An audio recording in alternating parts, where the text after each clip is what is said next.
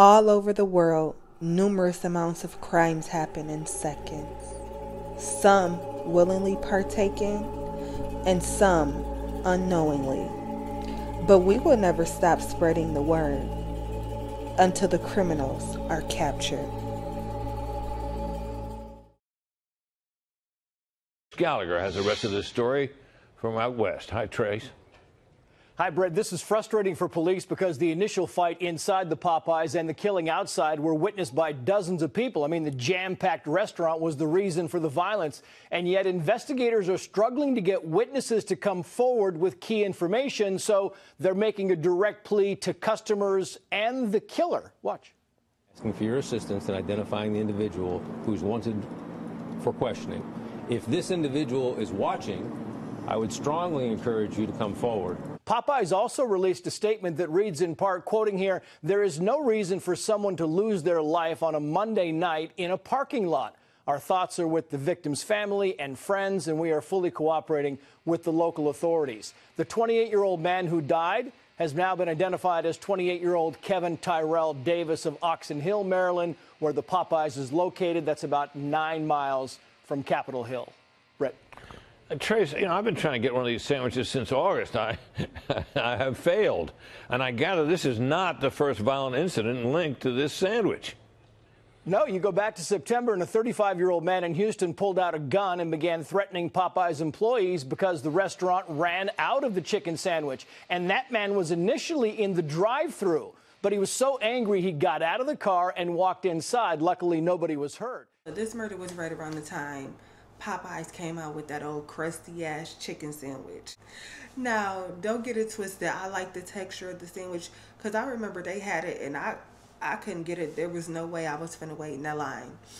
And then I remember when I went to get it, they were out. And I was upset. But when I went back to get it and I got it, I was upset because I was like, the texture is good and everything. I like the size of it. But the chicken itself didn't have no flavor. So that's what I was upset about. Apparently the guy tried to cut in line ahead of 5 or 6 people.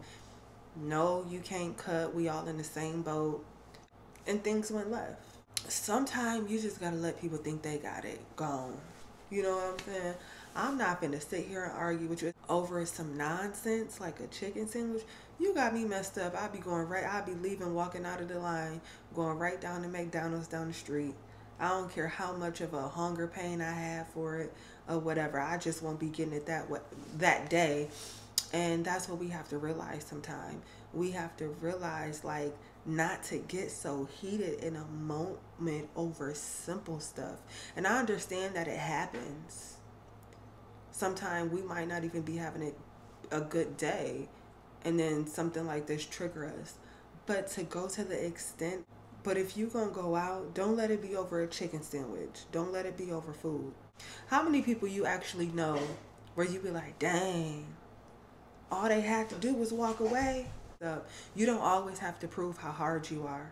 You don't always have to prove that you're that girl. You don't always have to prove that you're that guy, that you're a thug, that you gangster. You know what I'm saying? Like, sometimes you have to know when and when not. You still living and breathing. What, you not behind bars for charges. Until next time on Crime Stories with Nina, #CSWN.